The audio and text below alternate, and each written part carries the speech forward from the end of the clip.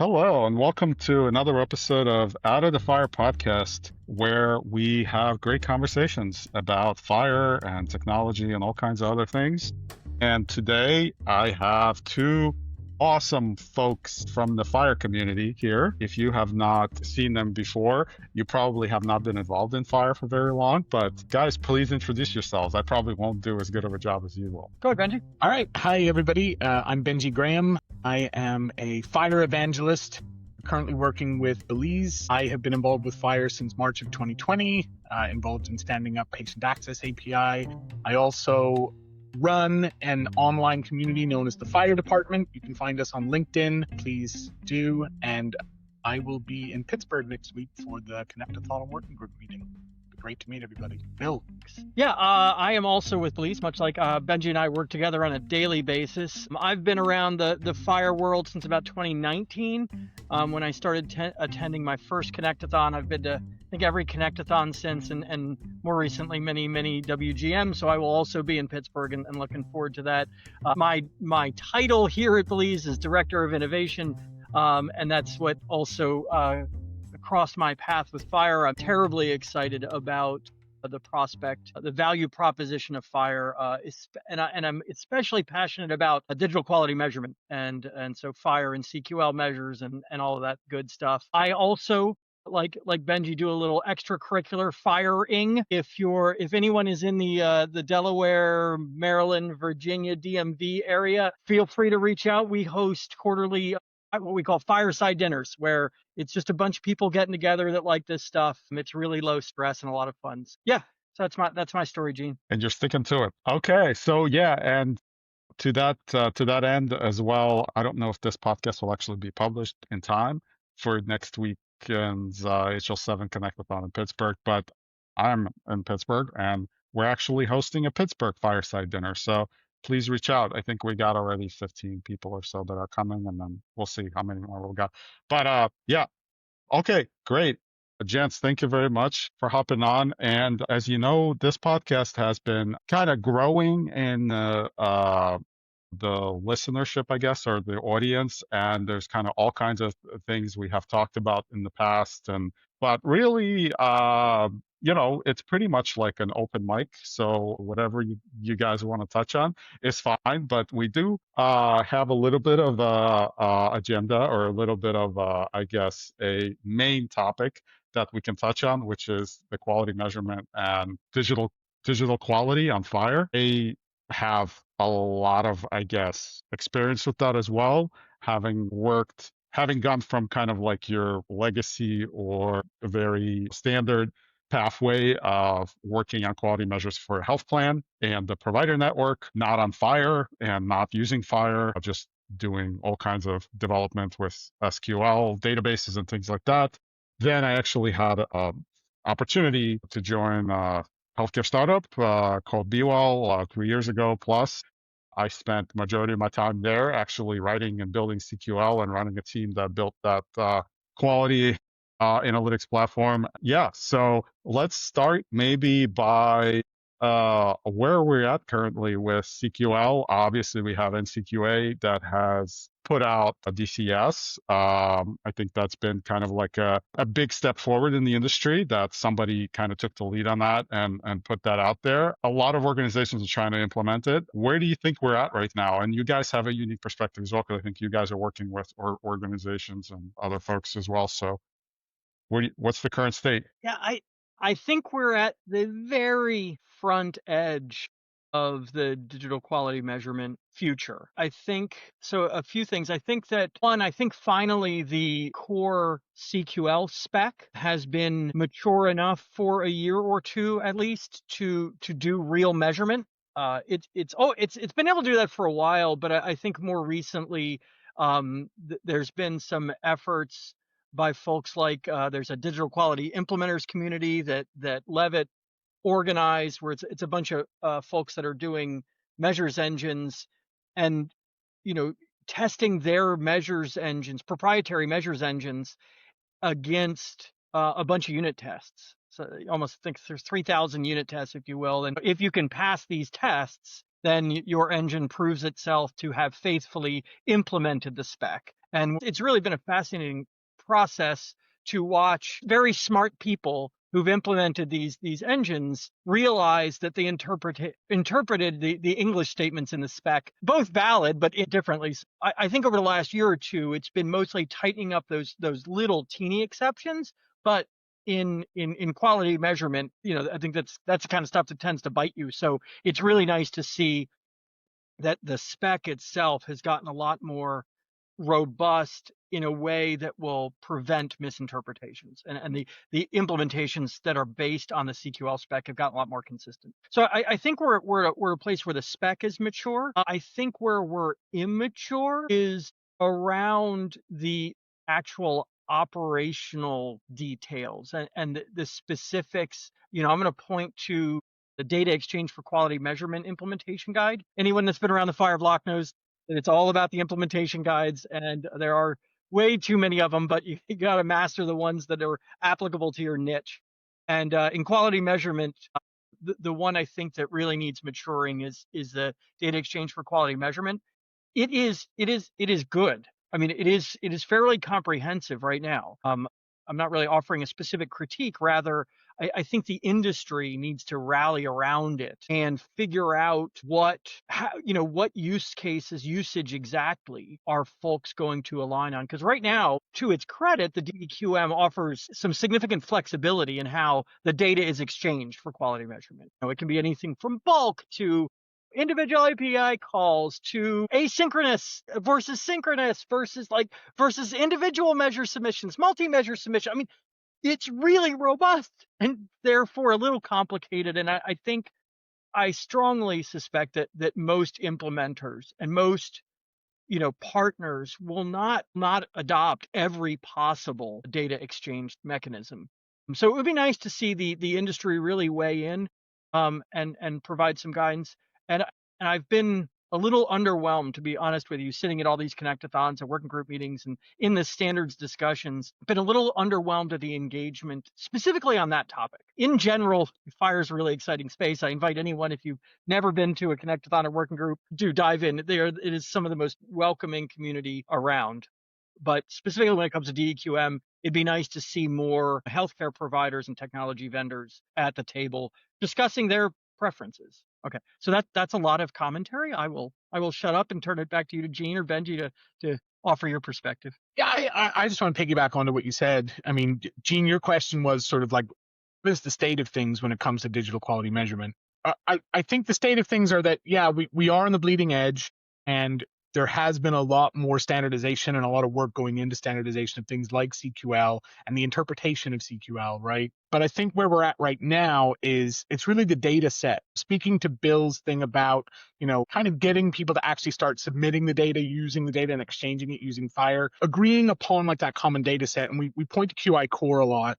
And QI core is very comprehensive, but it's difficult to envision a world where anybody right now currently is going to be able to fully implement QI core.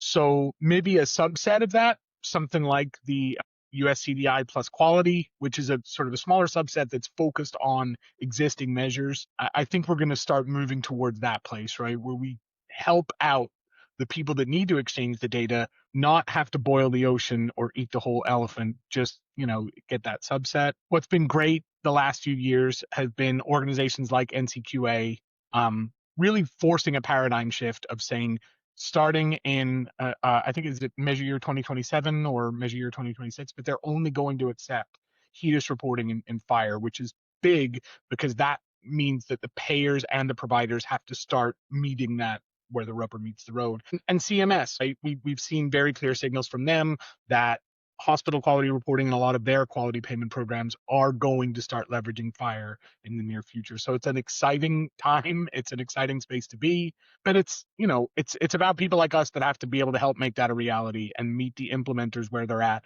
and just offer them that help and not just legislative sticks and carrots. Yeah, thanks for that comment. For sure. I think that I agree with a lot of what both of you are stating in that we have to walk before we run, right? And it sounds like we're essentially building a new house. We're still living in the old house, and this is payers, providers, the quality industry, even HEDIS, right? NCQA, we're not using digital quality for for reporting yet. I know you mentioned 27, Benji, but I think it's more like 2030 at this point, from what I heard. Regardless of the timelines and the dates, I think, yeah, we do have to kind of watch as the house next door is being built and we're up to like the level of where we've built the first floor. I'm not sure we've built the second floor yet, so we can't really move our family over yet. I think there's been a lot of progress, and you mentioned DQIC bill and all the efforts there to kind of standardize, the foundation, which is like the engine and the specs, right? If you don't even have the same implementation of being able to calculate, 2 + 2 = 4, and one engine gives you 4.5, and the other one gives you 5, and the other one gives you 39. But you obviously can't proceed to adopting it and having a multi-stakeholder ecosystem. I think that's very important. But I also think that the impetus is there from what you mentioned, also CMS now, and everybody understands that we have to move the needle on that. And so maybe next question I would have is, what is your recommendation for people that are trying to get into you're a payer,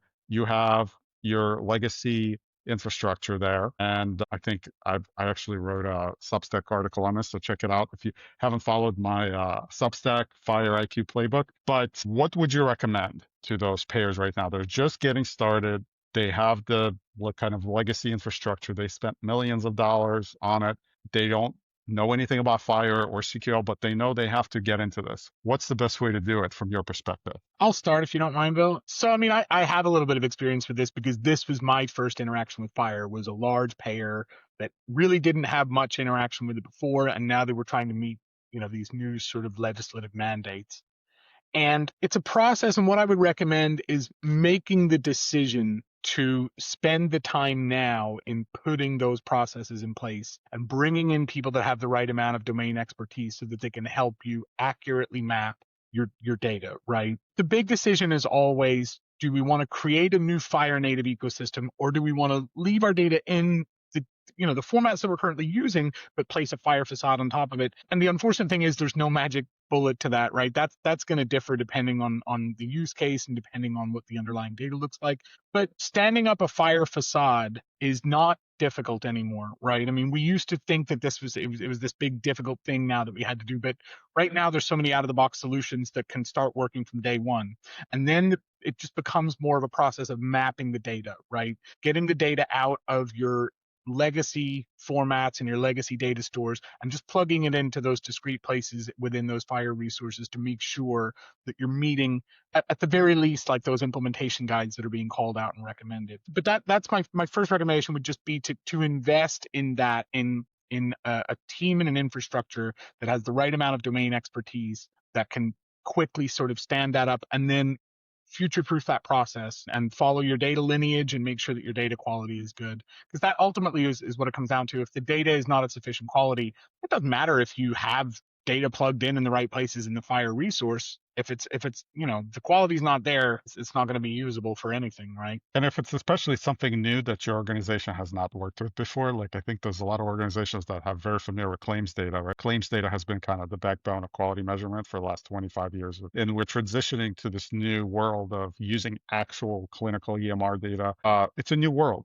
right? And it's like, I've talked to people and they don't know where to start. They're like, well, I understand how a claim works, but I don't understand how to work with a condition or observation resource or encounter. You're telling me this is the actual data that's coming out of the clinical system. You're like, yeah, but this is going to get you data that may get you data like 24 hours after the patient actually visits the provider, right? As opposed to waiting 30, 60, 90 days for a claim to adjudicate. So like, would you agree, Benji, that's like a big challenge is getting people onto the actually using all of this data in FHIR?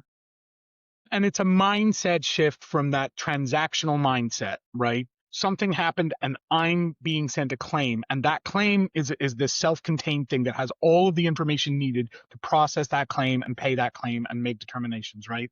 But we have to transition away from that mindset. Instead of looking at this claim as one sort of enclosed thing, of now we have an encounter that becomes the center of something, and that encounter involves a patient and a practitioner and one or more conditions and one or more procedures, and now we got to follow up after the encounter, and the encounter may lead to another encounter. You know what I'm saying? It's like now it becomes this different kind of paradigm and this different mindset where instead of dealing with one monolithic piece of data that we do a thing with and then not have to worry about again. It's a bigger picture thing. It's a buildup of a picture about a patient and a patient's sort of medical history and their medical care and their care team. It just requires that shift in mentality. And again, I think it behooves particularly payers to have, that, I keep going back to domain expertise, but that clinical sort of expertise and that clinical perspective away from the transactional. And that's really what's going to unlock a lot of the potential of what we're doing with not only FHIR, but quality measurement and thinking about clinical quality, right? And improving patient health overall is really going to require that. Bill, did you have any thoughts on this? Yeah, I mean, I think you touched on, and just to amplify some of what you're saying, I think for some of the folks that might be considering how to proceed, especially if you're amongst the leadership at a provider or a payer and not necessarily technically, if you're not writing software all day, the FHIR spec can be a little intimidating, because I think one of the fundamental strengths is also sort of a fundamental barrier of FHIR for new folks. And what I mean by that is, I really think the strengths that FHIR brings that very few, if any, health IT standards have had in the past, it is both a data model and a transmission mechanism, right? It's both a way to structure the data and a way to send it. And that hasn't really existed. Where I'm going, the reason I mention that is that, just to amplify Benji's point, I think if you're new to the space, like, one of the first things I'd recommend is getting at least initially familiar with that data model part. Right? All of these nouns that, Gene, you were throwing around, Benji, you were throwing around, right? Practitioners, notice they didn't say doctors, right? And observations, notice they didn't say labs. Like, all of those things, like, there's a certain vocabulary, and it's probably not more than, a day or two's worth of effort of really just sort of digging in and reading through, because they're all fair. The domain model of FHIR is the domain model of healthcare. It just has a vocabulary. And I think once you know those nouns and adjectives, then you can start speaking the language of FHIR, and then you can start talking about quality measurement, which is step 2 or 3. But yeah, I guess that would be my 2 cents. Yeah, very good. Yeah, I think it'll be interesting how the industry is able to make that transition, because I don't think we've had a transition like this before. This is first time that we're going through this. I guess maybe, I don't know, maybe from manual to like around when the internet came about, and then you've had this explosion of these new tools, like you had Oracle and SQL Server and Teradata and all those other things came out, and people were able to actually gather the data where it wasn't like manual abstraction. So I guess it's maybe has happened like a long time ago, right? And probably people that are doing it now are not the same people that led those transitions. But yeah, it'll be really interesting to see, because I guess like just by getting into it, it's easy to get into and hard to expert level at it. But it's very easy to get started, and really you're never gonna get going if you don't start somewhere. So I think that's probably the biggest piece of advice that I'm hearing that you guys can say, right? Like it's like waiting on the sidelines is not gonna do it. And having myself made the transition of, like, I was at a payer, I was one of those developers, and managing a team of developers and analysts, and we never had to work with FHIR. It was just not part of our job description. There was some team and organization that were doing all kinds of great work. Most people, I think, in quality specifically, have never had to like get hands-on on it. And so I would highly recommend just get started, look at the spec, and understand that it is gonna like connect. The dots are gonna connect, especially if you've been in healthcare before and all this data is familiar to you. You know how claims data works, how quality measures work. If you look at FHIR, it will make sense. We promise, right, Bill or Benji? Mostly. Mostly. Unless you try to make sense of US core, that's a different story. Yeah, I would encourage, like, if it is your first time and if you are just starting out, start in the use cases that you're most familiar with, right? Because that's where FHIR will start to make more sense. Because if you start just trying to explore FHIR in all its vastness, you're going to get quickly overwhelmed. Start within those use cases, stay in your lane, as they like to say, right, in the parlance of our times. But yeah, and then you may maybe seek to expand beyond that. So remember, it's not just a schema. I have to correct people all the time. Oh, it's just a schema. Just send me the layout. Like, no, it's actually a whole language that you do have to learn. There's semantic interoperability, as they like to call it, which means that it's a structure, but it's also structure within a structure and within a structure. And it's like made out of these Legos. And you do have to understand that. And, but most people should be familiar with terminology already, right? So like if you're doing claims or you're doing quality or you're doing, revenue cycle operations or anything, you should be already pretty familiar with most of the terminology, right? Okay. So all right.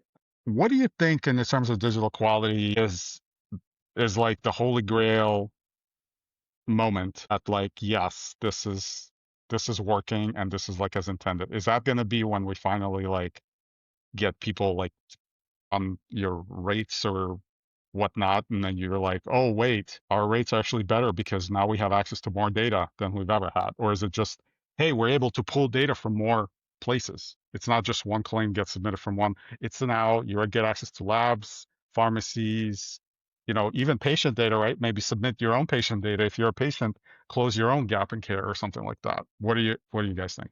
I see two significant waypoints in the journey that I can't wait for. One is, I think as a midway point in this journey to DQM, digital quality measurement, it will be the point at which the administrative costs and burdens of participating in a quality measurement program are less than they are today, and hopefully orders of magnitude less than the benefit you gain. So I don't think we've hit that tipping point quite yet, but as Benji and we might have mentioned, both Benji and I work closely with CMS a lot in our day jobs. So we're most familiar and closest to their quality measurement programs. And it's one commonly held belief is that it's going to take literally an act of Congress, right, to move this ball forward. People know, the health IT in the US didn't really adopt FHIR until the federal government said US core is the law of the land and FHIR APIs are required. And then it moved. However, I think, and I think that there's this waypoint coming, that this point along our journey that's not too far away, where an act of Congress is not needed because the standards investments will have been made. I mean, to the extent they've already made to support US core, there's more to be done. But there's a point here where the snowball gets big enough that it's self-sustaining, and it actually you will embrace digital quality measurement with FHIR because it's the cheaper, easier way, not because the government said I had to or NCQA said I had to. So that's waypoint one. But the holy grail at the end is one of the unsung features of the FHIR standard around quality measurement that I find just terribly exciting is the fact that you can define what quality healthcare is in the shape of a measure. And so, you can have a measure that has all of the logic in CQL, so it's machine readable, it's human readable, and it describes one aspect of quality care. For instance, all, I think, men over the age of 45 are supposed to have colon cancer screening once a decade or something like that, right? I mean, like, I'm not a clinician at heart, but I know that is one set of clinical practice guidelines, and that it's embodied in this measure about colon cancer screening. One of the subtle features that's embedded within FHIR and the FHIR measure resource that doesn't get a lot of press is that same measure that would allow NCQA, CMS, or other organization to measure the quality of care of a population, that same measure definition on that same server with absolutely no extra effort can also in real time evaluate the care gaps that might be present for a specific person. So if I walk into my doctor, that same FHIR server can say, hey, by the way, and it can receive a CDS hooks call, all these standard, very complementary standards, but the same measure resource can guide and produce guidance to the doctor when I'm in front of the doctor saying, hey, it's been 14 years since Bell's colon cancer screening, you might want to say something. And I think that almost real-time feedback is the holy grail. And it means that if that was omnipresent, then all of a sudden these quality measures that come out and are done on an annual basis, quarterly basis by CMS, NCQA, everybody would just always be passing with flying colors, or know they were not going to, right? I mean, like, or they know they've made decisions not to get there, but it won't be a surprise the way it could. Even aware, yeah, you're even Yeah, aware that you even have a gap in yeah, care, right? Like yeah, that's, yeah. I tell this story, like I've worked at my old job before, and where my team used to create all of these analytics in this huge care gap list that they call, and these are, you know, prevalent in the industry. They pull these care gap lists, and at the end of the year, when it's kind of crunch time for submission of the rates, like you have to get them in before the end of the year, or you're not going to be able to take credit and get credit from NCQA and other CMS. And so there's these gap lists that get pulled, get sent to care managers and providers. The patient never, ever even sees any of that. All they do is just check your chart that, hey, you did have the colorectal cancer screening or you didn't, right? And then it's like, well, did actually anybody reach out to the patient to have them schedule that, or like let them know, hey, by the way, you're due for it. They're relying on the provider, right? And the provider is not even, they have 15 minutes to discuss. They may not even get to that point, right? They may see the patient once a year if they're lucky. So I think, yeah, we're changing the paradigm completely on that. And funny enough that you bring this up, because, in the upcoming Connectathon, I don't know if you guys saw this post from Josh Mundell about the language first interoperability. Yeah. And so I'm actually trying to work on a quality measure use case for breast cancer screening using an agent framework. So Yeah, hopefully that's awesome. this is like a big leap into probably, Gene, you're way in over your head here. But I'm telling you, the capabilities of Claude Code and Vercel and all these other tools now are so crazy that like one person can like do stuff that's like, wow, it's actually like working to some extent. So like that, but it's funny that you bring this up, because that's like also a huge use case for it, because can have an agent basically reach out from provider to another agent, and then they can evaluate, Yeah. was the breast cancer screening completed? If not, here's your options. And then it's like a real time thing. It's not on something you have to wait for all these organizations to like share data. It just happens. Mm-hmm. Yeah, and I think that there are some folks that really see AI and the LLM's capabilities around interpreting unstructured data as almost a death knell for data standards like FHIR. However, I see it from a slightly different perspective, and this sort of aligns with the use case I think that you were citing, Gene, which is, if we can leverage AI to infer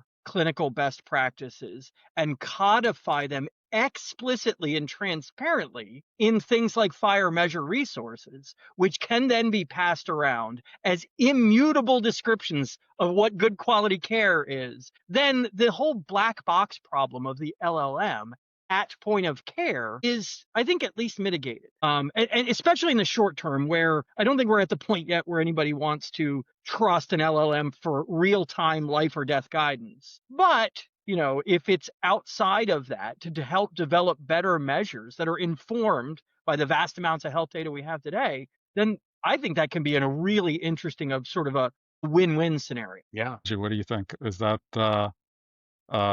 part of the reason why people should jump into a FHIR? And now actually FHIR makes AI easier. FHIR makes it like almost like what you're talking about. And now like when you connect an LLM, and then everybody's jumping in head feet first, right? I think, Bill, I would agree with you, but I think that maybe there are I think providers already using that, right, for advice. Hopefully not life and death. Like I agree. Like I don't know that I would be comfortable with that.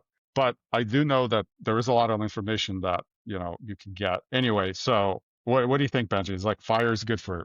I think FHIR and AI. AI could have a really good relationship. FHIR is great because it's so composable, right? And when we talk about the move away from standards like the CCDA and standards like some of the X12 standards, right, where it's sort of monolithic giant pieces of data where you may or may not need most or all of it, right? Down to now, we can pass around granular pieces of data, and they're even looking into, with some of the bulk standard updates, even more granular, like just tiny snippets of resources being passed around. I think AI can lend itself really well to that, because that sort of graph-like structure of FHIR, where we have, nodes of FHIR resources that share relationships with other FHIR resources. AI is going to have a great time traversing all of that and making big picture sense of it. And especially when we think about agentic AI and agent-to-agent communication, I don't see it as a death knell for something like FHIR or any other data standard. I see it as like an augmentation, right? This is now the next phase because yeah, we've got all this data and it's in this sort of discrete format that's really easy to pass around and that we can do lots of great things with.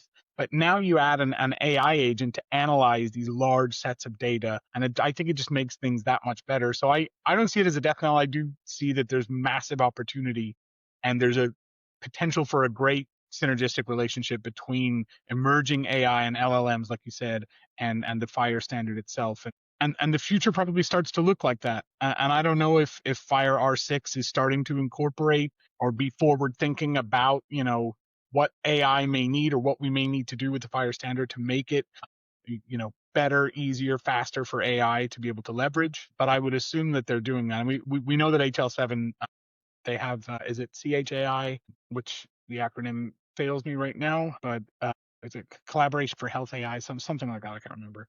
But we know that they're heavily involved, right? And they have been since the beginning. I think when a lot of people were really skeptical about whether AI was going to stick in healthcare, because you hinted at it, Gene, about patients especially are still very skeptical. We heard at the Quality Conference in Baltimore earlier this year that it's about 50-50 when they've polled patients about whether or not they're comfortable with an AI even just being involved in their care, with a doctor even just using it as a co-pilot.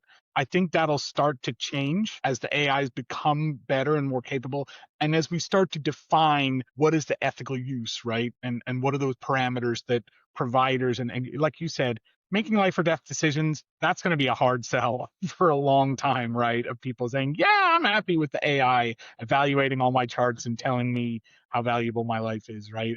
We're a ways from that. But certainly for helping doctors, giving them more time with their patients and less time doing administrative work or less time poring over charts, etc. I think that, there's massive potential there. But I think FHIR helps that. I don't think FHIR is replaced by that. Let's put it that way. Yeah, and while we're on this topic, what do you guys think about the big Epic announcement of the AI stuff? That's, I guess they're gonna be, what do they have? Three different AIs, and they gave them funny names like Annie, and I don't remember what the other ones Yeah. are, but there's Yeah, Annie. another like one for each each Yeah, one for the provider. One, yeah. yeah, Interested party, yeah. I mean, it seems so to zoom out and just the landscape of health IT providers, it seems like the obvious play for Oracle. Having bought Cerner, what does Oracle do that Epic hasn't had a history of? Which is Oracle is definitely one of the leaders in the corporate AI space, and has invested mind-numbing amounts of money to move that ball forward. And I know I know that Epic has as well, but I don't know that it's to the same degree. So I can't say I'm surprised. I thought it was a bit. yeah, and I think that they're partnering with Microsoft, right? So it's kind of like you got the same Microsoft versus Oracle thing going Yeah, on. yeah, yeah. What's top of mind, Bill, Benji, on your guys' minds right now?